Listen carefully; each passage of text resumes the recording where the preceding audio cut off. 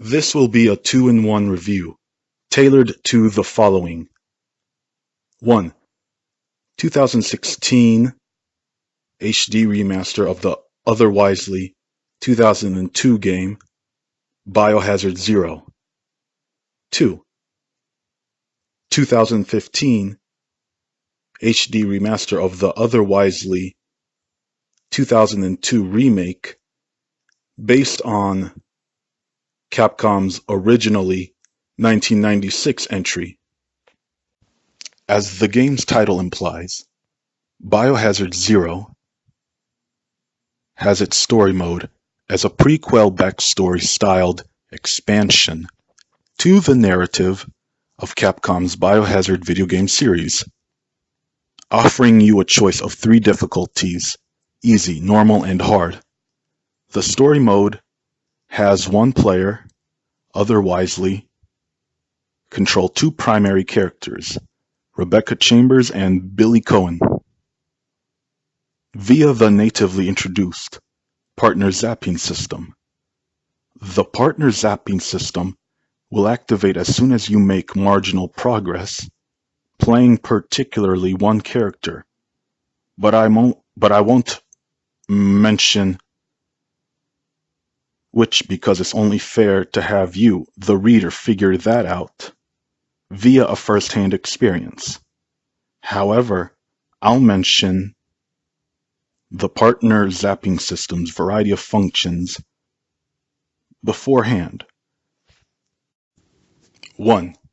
As a rule of thumb, you can switch the player character and AI character roles for Rebecca and Billy by pushing a triangular button on the PlayStation 4 gamepad.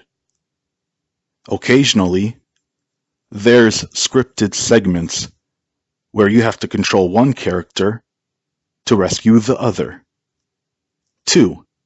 Even though Biohazard 0's single player at its core, in-game environments themselves require twice the brain power than the other single player entries published prior to this particular entry. 3. Most but not all in-game puzzles necessitate both characters to solve them. 4.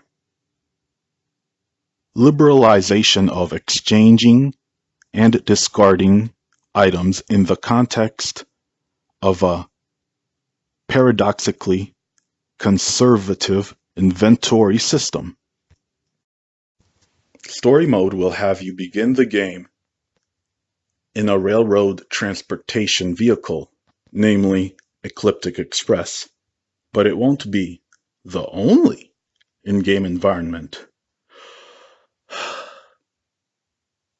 Owned by Umbrella Corporation, the luxury train enabled its employees to travel the Arklay Mountains, and as the Ecliptic Express was en route to Umbrella's reopened student research facility nearby, an ex-employee stealthily unleashes an outbreak that literally puts the crazy in Crazy Train, as all the passengers, not counting Rebecca and Billy because they weren't yet at the Ecliptic Express, mutated to a collection of flesh-eating fiends.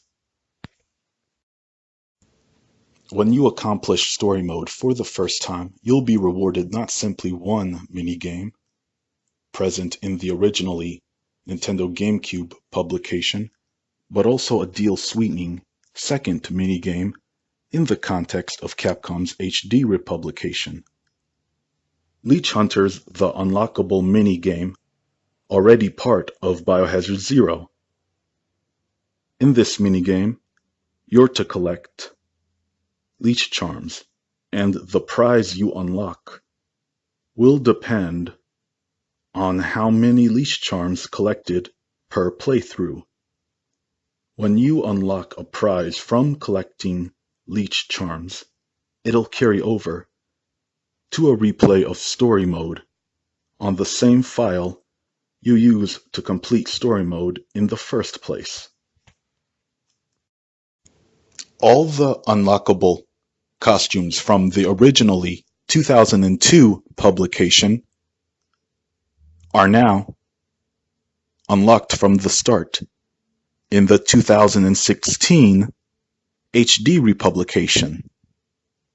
The HD republication contains one uniquely unlockable costume and a couple of DLC, downloadable content costumes.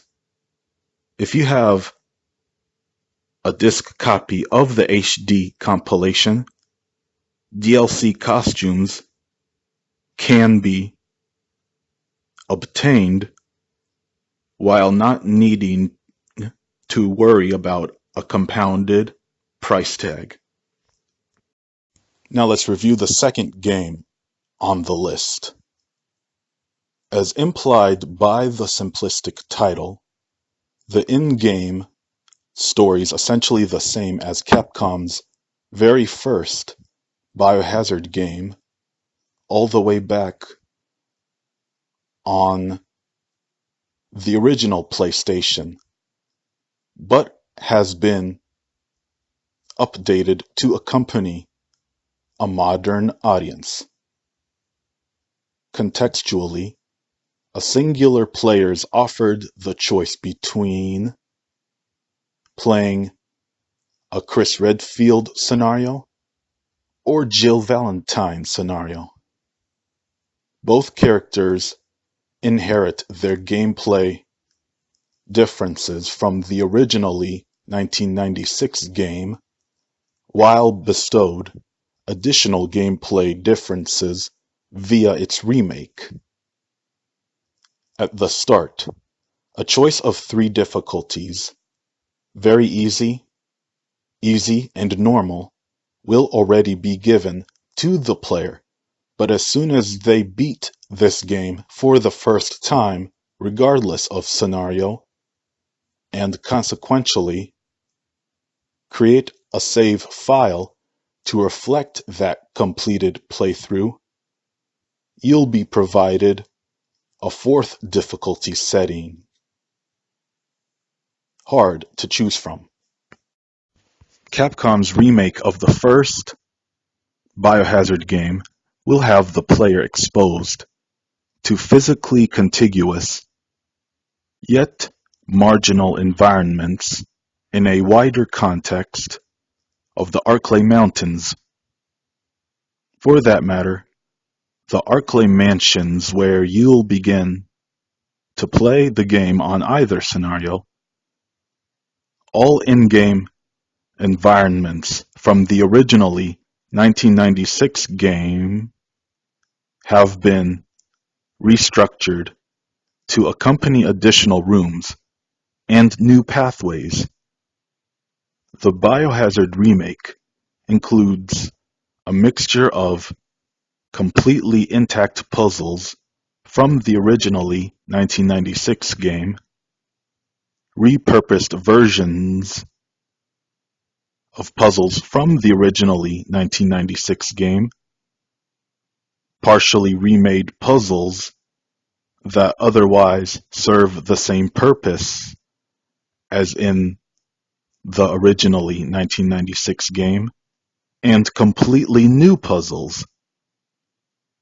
All enemies from the originally 1996 game have returned in the context of updated models, animations, and voice clips.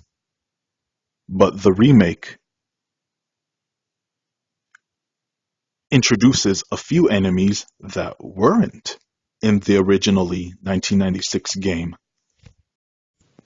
Neither the 2002 publication of this remake or the HD republication of said remake contain unlockable minigames, but this isn't to say the game itself's deficient in unlockable content, though. When the remake was first published, it already had a fair share of unlockable content. 1. Hard difficulty. 2. A few unique weapons automatically set to infinite ammo. 3. Closet key that can open the costume room. 4. Some unlockable costumes rewarded by multiple playthroughs. 5. Real survival mode, which is automatically set to hard difficulty, but more challenging than a normal playthrough of hard difficulty. 6. One dangerous zombie feature. As far as the 2015 HD republication's concerned, Capcom sweetened the deal via 2 more unlockable costumes. The HDified compilation lives up to the Origins label, not only because it contains 2 fundamental chapters of the Biohazard series, but for that matter, Sony's PlayStation brands the original host to Capcom's aforementioned video game series, even though you're also welcome to get the HD republications on Xbox One, Steam, or soon on Nintendo Switch. The compilations an ideal way to alleviate the 10+ years of Nintendo exclusivity that subjected these 2 particular chapters. Even though some people say a Nintendo GameCube pad's the best way to experience an action-adventure game, that statement's deeply flawed,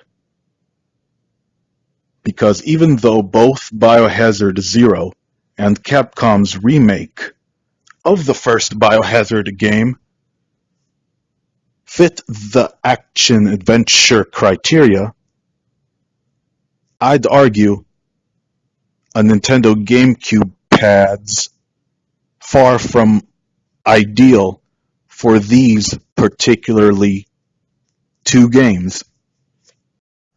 1. Long after personally playing region-locked copies of Biohazard Zero and Capcom's first Biohazard remake under the Resident Evil label on an NTSC US edition of Nintendo's GameCube system, I almost completely don't remember how their controls were mapped out on said system. 2. Nintendo's GameCube pad looks like it was designed by a CEO who has tiny hands. 3. Controls that work for Nintendo's own action-adventure games, such as The Legend of Zelda, Metroid Prime, and so on, aren't always ideal for action-adventure games made by third-party companies.